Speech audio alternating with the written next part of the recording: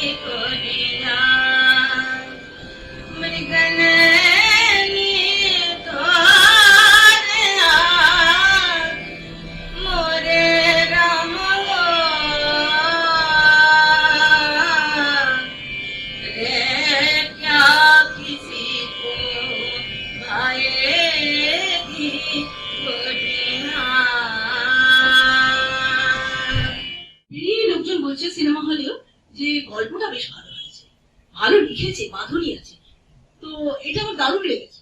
এসআরএলটিতে যখন আমাকে বিপ্লব আমন্ত্রণমূলক যে ছবিটা যখন দেখানো হলো, আমাকে যখন ও সেই সম্মানটা দিয়েছিল, ডেকে ডাকলো, আমি গেলাম। আমি ভাবতে পারিনি কিরণরাও এইভাবে ওর নামটা করবে এবং পুরস্কার বলে আমার লেখক জানে। এই যে এত সহজ কথাটা তুমি বললে, তার আন্ডারলাইন কারেন্ট এত আছে ছবিটাতে। এটার ভিতটা কত বছর ধরে রোপণ করেছো এবং এর ভিতে কি কি মাল মশলা আছে, এটা যতটা পারা যায় তুমি স্মৃতিচারণ করো, একটু বলো। মূলত এরকম একটা জিনিসের দিকে কেন গেছিলাম আমি, যার সত্যি বলতে যার পরিণামটা আমি কোথাও একটা জানি। দৃঢ় বিশ্বাসটা আসে কিছু উপাদানকে বল করে, সেই জিনিসগুলো খুব মানে অনেস্টলি আমি মেনটেন করেছি বলে হয়। ছবিটা দেখতে দেখতে একটা প্রশ্ন বারবার মাথায় এসেছে যে একজন পুরুষ মানুষ হয়ে মেয়েদের এই যে ভাবনা বা মেয়েদের এই যে এগিয়ে যাওয়া, এটা যেমন একটা আপনি ভেবেছেন মেয়েদের মতো করে, আর একটা যেটা আমার মনে হয়েছে যে একটি মেয়ে সে কেরিয়ার চাইছে, সে নিজের জীবনে নিজের পায়ে দাঁড়াতে চাইছে, আবার আরেকটি মেয়ে সংসার চাইছে। এই দুটোকে এক জায়গায় এনে তাদের ভাবনা, তাদের চিন্তা, তাদের যুদ্ধ, এটা কিভাবে ভাবলেন বা কোন ঘটনা কি আপনাকে অনুপ্রেরণা দিয়েছিল এই জায়গাটাকে আনার? তো আমার বেড়ে ওঠার মধ্যে কিছু জিনিস ছিল।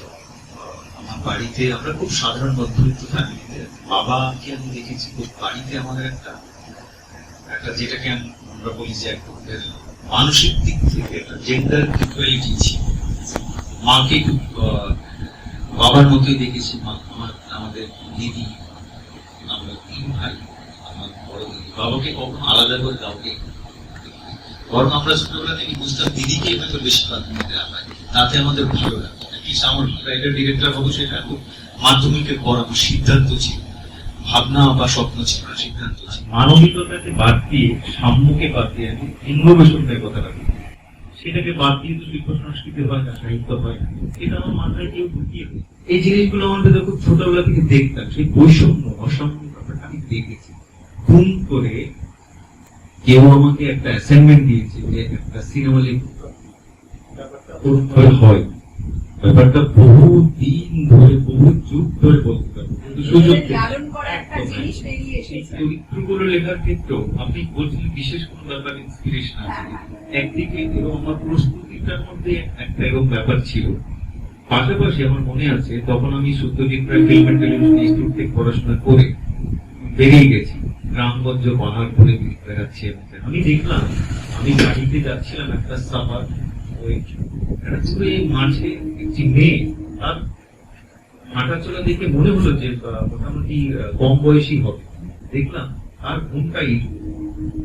এবারে দারুণ ব্যাপারটা হচ্ছে মানে ওই মাঠে কোন মানুষ, পুরুষ তো দূরে। এখন একজন ভদ্রমহিলাকে আমি বলতে শুনেছি যে ওনাকে কেউ প্রশ্ন করছেন যে আপনি তো সারা জীবন ঘুমটা পড়েছেন, এখন তো বৃদ্ধ হয়ে গেছেন, আপনার নাতি নাতনি আছে, তো এখন ঘুমটা পড়ছেন কেন? উনি বললেন যে আমি ঘুমটা ছাড়া খেয়েই থাকি।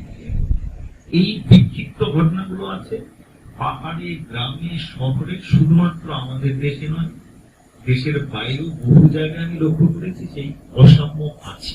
আমি প্রথম দিন থেকে আমি জানতাম যে আমি একটা অদ্ভুত কথা বলতে চলেছি এবং তার ঝুঁকি আছে, তার প্রেশার থাকতে পারে।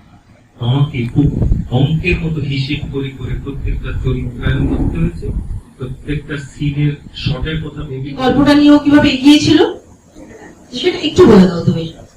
আমার মনে হচ্ছে যে জয়নিকাদি কথাটা, এটা হয়তো আনকনসিয়াসলি মাথায় ছিল যে সহজ কথাটাকে অত্যন্ত সহজ করে বলতে হবে।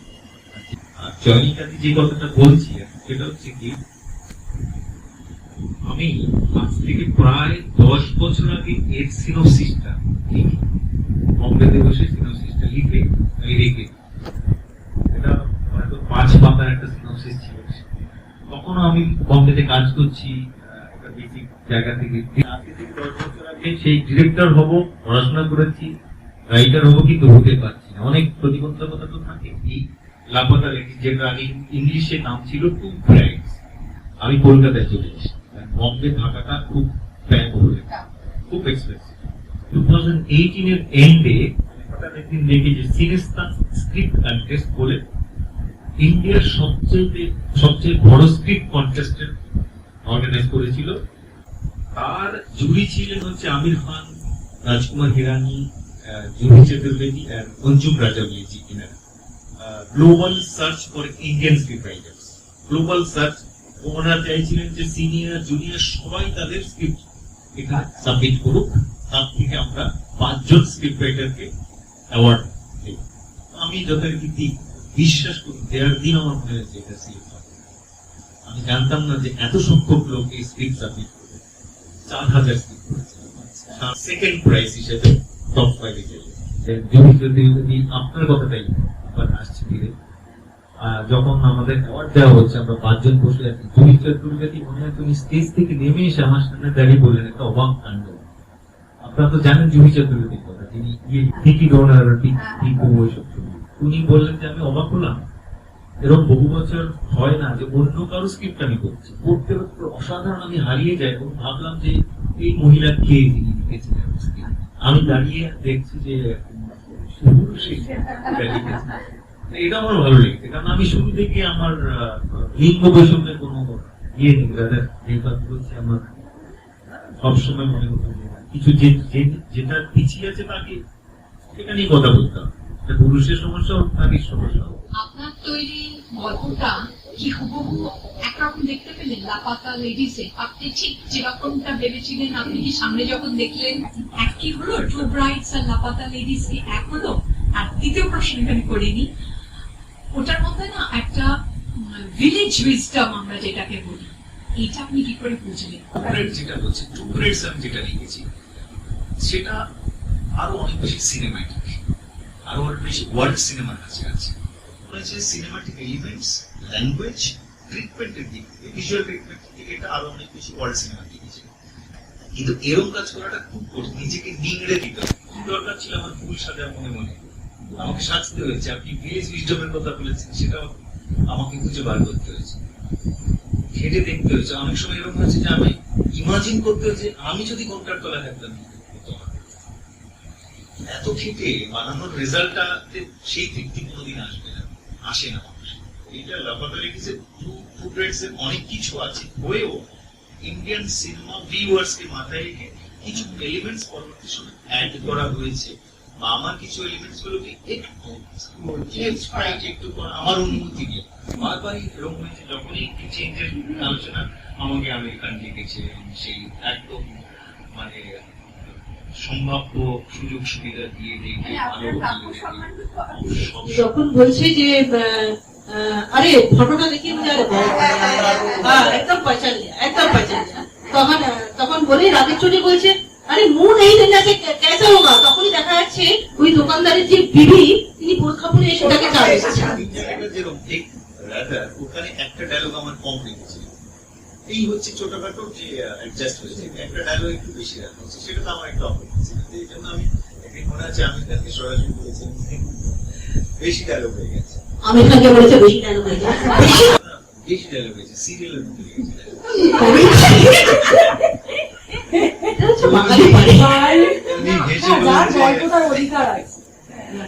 হেসে বললেন যে তাহলে আপনার সঙ্গে আরেকবার বসতে হবে, আমি বলেছিলাম।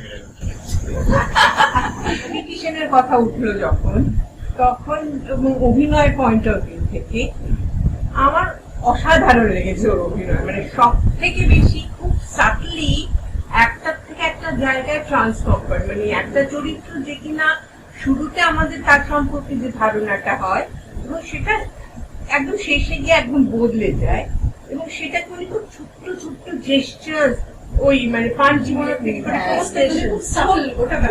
খুব সাটল এবং খুব কিন্তু খুব মানে ড্রাফটেড।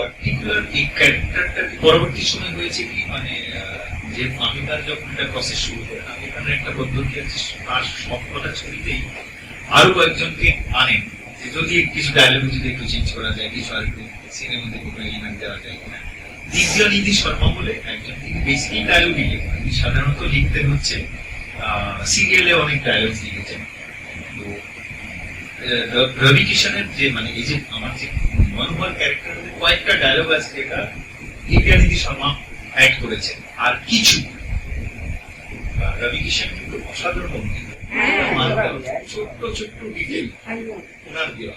আরেকটা যে স্ক্রিপ্টটা লিখেছে এমন করে লেখা জিনিসগুলো কোথা থেকে বেরোনোটা মুশকিল, যে ডেসক্রিপশন আমার বাড়ির ছাদ কিরম সেটাও ছিল। কখনো মনে হয় প্রেমের সংজ্ঞা বলতে দিয়েছে সিনেমা, আদতে প্রেমের সঙ্গে এটা হয়তো নাই।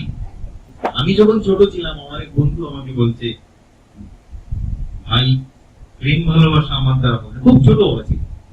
আরেকজন বলতে দিল কেন, বলে না আমি গান টান গাইতে পারি।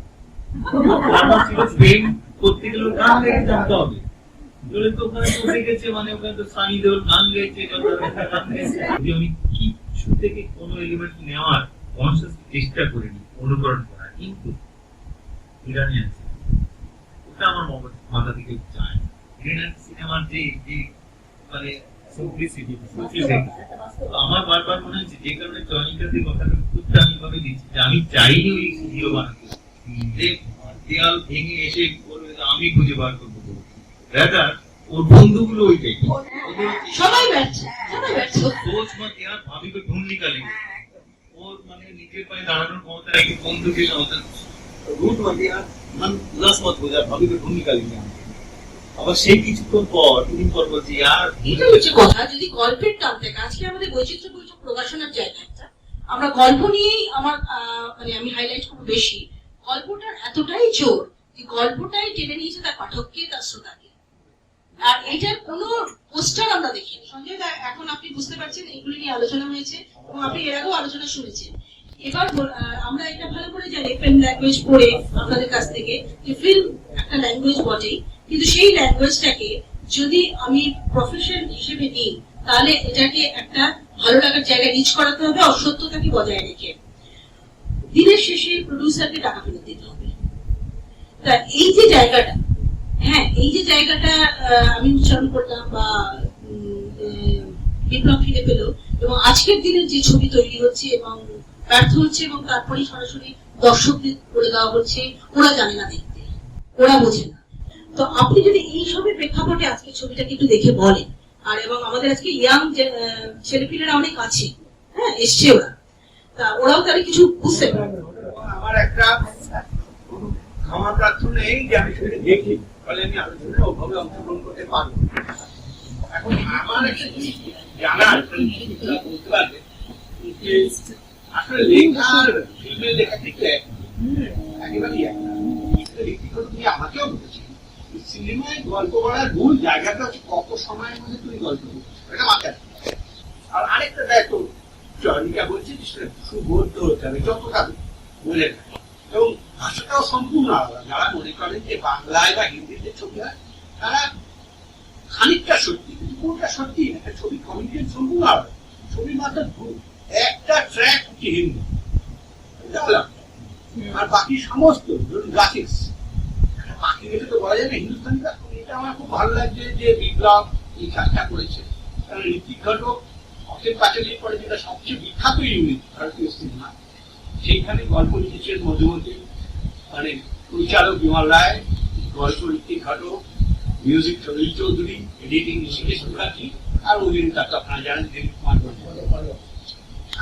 ওই যে গল্প লেখার সময়টা ঋত্বিকও বলেছিলেন যে আমি প্রথম বুঝলাম, কারণ তার আগে দেশ প্রত্যেকের গল্প লিখেছেন, সিনেমার গল্প আর সাহিত্যের গল্প এক না, এবং সিনেমার গল্প লেখার সময় অন্য কতগুলো দিকে নজর রাখেন।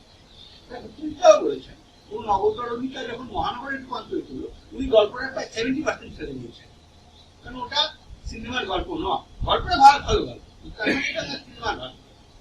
চারুলতার সময় উনি এই প্রবলেম ফেস করেছিলেন।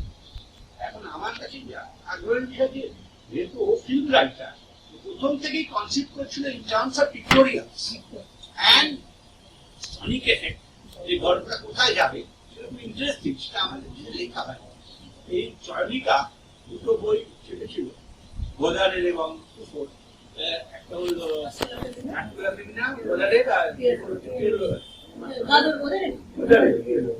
তাতে গোদার বলেছেন যে খুব ইন্টারেস্টিং হয়, ফিল্ম যদি পড়া যেত তাহলে খুবই ইন্টারেস্টিং হয়। হিন্দিটা শুন দেখা ধরুন শতরঞ্জকে খিলাড়ি যখন আমরা দেখি উর্দু হিন্দু, বা ধরুন সাতগাতি যখন কতটুকু প্রায় হাফ সাইলেন্সে, প্রায় হাফ সাইলেন্সে ভেরি স্পিয়ার ডায়ালগ। সুতরাং এট ইজ বেস্ট কখনই ডায়ালগের পক্ষপাতী ছিলেন, কিন্তু আমার মনে হয় না ল্যাঙ্গুয়েজ সেভাবে কোনো মানে ওইভাবে সিনেমায় পড়ে যেটা লিটারেচার। সিনেমা ইন্ডাস্ট্রি ইনভেস্টমেন্টের কিছু রিটার্ন দরকার। এটা জন ফোর্ড খুব সুন্দরভাবে বলেছেন যে আমরা একমাত্র আর্টিস্ট যাদের পড়ে রিটার্নের কথা ভাবতে হয়, এটা কিন্তু অফারের ভাবতে হয় না, পেনাল্টির ভাবতে হয় না। ফিল্ম মেকার মানে তার প্রাইস ক্রস হলো কত লাভ হলো এটা সঙ্গে সঙ্গে মোটামুটি প্রেজেন্টেবল একটা জিনিস, একটা গল্প, এই যে একটা গল্প, পারিবারিক গল্প, যেটা অবশ্যই বিদ্যানন্দ দাস স্বীকার করেছেন। ফিল্ম সোসাইটি একটি আর্ট আর্ট করে এমন একটা কথা শুরু করেছে যার ফলে আমরা নাইট শোতে বাবা মা ভাই বোন সবাইকে নিয়ে সিনেমা দেখতে যেতাম, কিছু মনে বেরিয়ে আসতো। তো বাঙালির বিয়ে হলে নতুন জামাই শালিক সাহেবদের নিয়ে সিনেমা দেখতে কচি হরি কচুরি খেয়ে ফিরে আসতো। পারিবারিক অ্যাটমসফিয়ার, এন্টারটেনমেন্ট এটা নষ্ট হয়ে এই জিনিসটাকে ফিরিয়ে আনা যায়। সুতরাং কম্পিউটার দিয়ে, কম্পিউটারের স্পেশাল এফেক্ট দিয়ে, অ্যানিমেশন দিয়ে যদি আমরা কোনো একটা স্পেকটেকল করতে পারি, সেটা নট বি সিনেমা বা দ্যাট ইজ সিনেমা। আরেকদিকে এক্সট্রিম ট্রেন্ডে হচ্ছে যে আমাদের সিনেমার দরকারই নেই, অর্থাৎ পুরসভা ল্যান্ড বা ধরো একটা অসংক্রান্তি বিধান দরকার নেই, আমরা শুধু কথা ওটিটি প্ল্যাটফর্ম। একজন লোক আরেকজনকে কথা বলছে, আরেকজন লোক আরেকজনকে কথা বলছে, এখানে সিনেমা কতগুলো টেকনিক্যাল প্রবলেমই আছে। বিরাট একটা মাঠ ইন্ডিয়ার যা, সেই মাঠ কখনই টেলিভিশনে বা টেলিভিশন সেটাকে দেখানো সম্ভব, কিন্তু লোকে আনফর্চুনেটলি সেটা মেনে নিচ্ছে। লোকে মেনে নিচ্ছে যে তাদের মায়োপিক হওয়ার স্বাধীনতা আছে, যেটা একজন ডাক্তারবাবু এখানে এখন বলে বললেন না আপনার মায়াবী আমি সারিয়ে দিতে পারি, কিন্তু রেয়ার কেসেস পারবে না, তাকে সাত করে। শিল্পীর কাজই হচ্ছে মানুষের মায়াবী সারিয়ে দেওয়া, মানুষের যদি কানের প্রবলেম থাকে তা সারিয়ে দেওয়া, মানুষের চোখের প্রবলেম থাকে তা সারিয়ে দেওয়া, মনের প্রবলেম থাকে তা সারিয়ে দেওয়া, ডিরেক্টলি না ইনডিরেক্টলি। সেইটা যদি আমরা মেনে নিয়ে ভাবি যে না আমাদের কালার লাইট হওয়ার অধিকার আছে, আমাদের -30 চোখের পর রাখার অধিকার আছে, তাহলে রেঞ্জে আছে। এই যে যেখানে সিনেমা যাচ্ছে আমার মনে প্রধান অভিনন্দন জানানো উচিত, he could conceive of a story, he could develop a story, he could present a story, and it has been accepted in এই আলোচনার মধ্যে দিয়ে ভুল ঠিক করেছে, ভুল করেছে, আমরা তো জাজমেন্টাল হওয়ার দরকার নেই, ভালো না খারাপ, এথিক্যাল না নন এথিক্যাল, ফেমিনিস্ট না নন ফেমিনিস্ট, কিছুই করার দরকার নেই, কিন্তু কাজ করবে। যেমন নর্থ ইন্ডিয়া ঘুরে আমি দেখেছি এই হিন্দিতে প্রথম প্রতিশ্রুতি যে হিন্দিতে আশাপূর্ণা দেবীর প্রথম প্রতিশ্রুতিতে একই, বাংলায় তার দিন মাত্র নেই। বাংলায় মনে করা আশাপূর্ণা দেবী ট্র্যাশ লেখক এবং ঘরোয়া দোষের ফুলকপি তরকারি, এভরিবডি দিল্লি, চন্ডিগড়, জয়পুর, আপনি যান হিন্দি ট্রান্সলেশন প্রথম প্রতিশ্রুতি, তারা মনে করে না বেসিক একটা অ্যাডমিং, এক ধরনের ইউফোরিয়া, এক ধরনের এপিফ্যানি, প্রথম আলো পড়ছে নিজেদের কাজ করে থাকে। আমরা অভিনন্দন দেখিনি, আমি হলে দেখেছি সেদিন 10 জন ছিল। একটা প্রশ্ন, আচ্ছা আরেকটা কথা বলি, মিউজিকের ব্যবহারের জন্য এই আমাদের জেনারেলি ছবিতে না মিউজিক আলাদা করে আমরা গান গাই, সেটা নিয়ে বিষয় হয়, সেটা আলাদা করে একটা ব্যবসার জায়গাও তৈরি করে। এই ছবিতে প্রপার সঙ্গত হয়েছে, ছবিতে যদি গল্পটা প্রাধান্য পেয়েছে তাই জন্য মিউজিকটা সঙ্গত হিসেবে কাজ করেছে। আমরা কিন্তু হল থেকে বেরিয়ে মিউজিকের সুরটা হয়তো দিন দিন করছে, যার সেই সুরটাই ক্লাসিক্যাল আজকে পরিবেশন করলো, কিন্তু আমরা গানটা লাগিয়ে পাচ্ছি কারণ গল্পটার মধ্যে আমরা এতটাই মুভ হয়ে গেছি যে গানটাকে আলাদা করে মনে করবার প্রয়োজন হয়নি। গানটাও মনে হচ্ছে ওই গল্পেরই একটা অঙ্গ, যেটার জন্য একই সঙ্গে চলেছে। গানে সুরটা থাকলে কি হবে, কথাগুলো ওইভাবে আসছে না আমাকে, এই কারণে হতে পারে। তার মানে ওটা গান হিসেবে আমাদের কাছে আসবে না, কতটা ন্যারেশন সমরাস বড় তাত্ত্বিক মনে হয়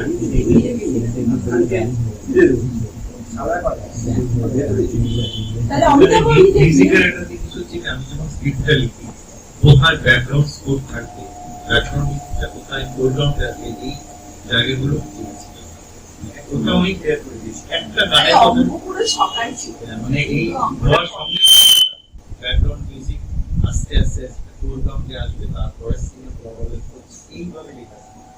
একটা গানের কথা আমি লিখেছিলাম, ওই গানটাও আমি এরকম করেই লিখেছিলাম যেটা ব্যাকগ্রাউন্ড মিউজিকের মতো, ব্যাকগ্রাউন্ড মিউজিকের কাজ বাংলায়